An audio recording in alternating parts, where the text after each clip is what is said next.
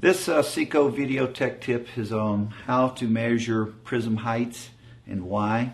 The prism height is from the base to the center of the prism. If it's a single prism, non-tilting or tilting, you measure to the center of the prism if it's non-tilting, and to the tilting axis if it's a tilting prism. Start with any good flat surface. Any tabletop is suitable. A nice ruler or pocket tape.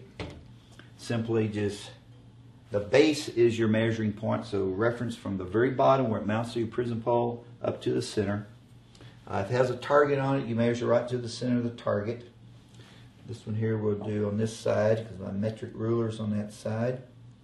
This one here is 115 millimeters. A little mini prism here. If it has a bolt on the side, you can go center of the bolt. That's what I do. That's the tilting axis. This one here is 70 millimeters.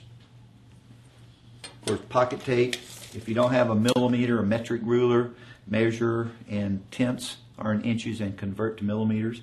All manufacturers pretty much state their prism heights in millimeters. That way, when you're buying a pole for your prism, you'll know what prism height, therefore what pole, so the graduations will read direct for your prism.